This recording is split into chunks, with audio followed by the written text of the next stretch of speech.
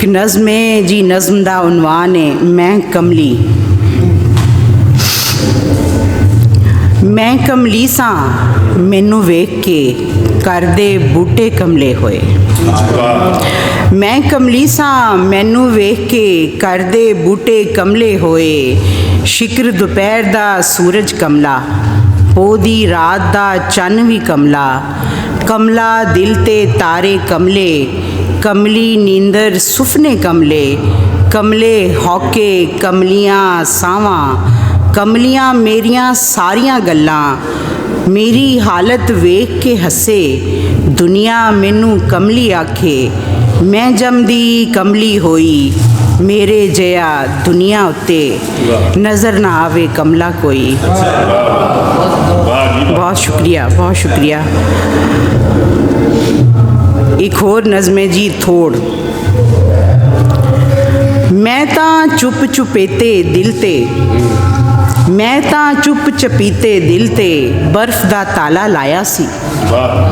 सब कंधां दरवाजे सारे पेड़ लए सन, फिर सूरज नू किन्ने दस्या। मेरे घर ते बाहां खोल के आन खलोता। बर्फ दा ताला पिघल गया है, अखियां राहीं निकल गया है। सूरज दी रोशनाई पारों राती घर विच दीवे बलदे। कंधां ते दरवाजे सारे वेखो किन्ना जगमग करदे। सूरज नू समझाओ कोई, हुण ओ कदी ना वापस जावे। मेरे घर नू आदत पै गई, दिल भी ओदे सुफने वेखे।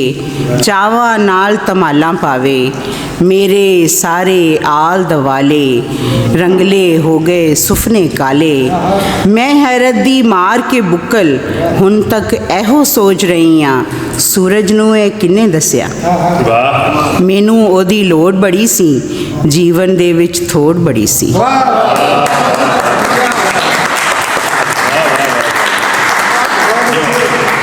हाँ जी, दो चार अशार।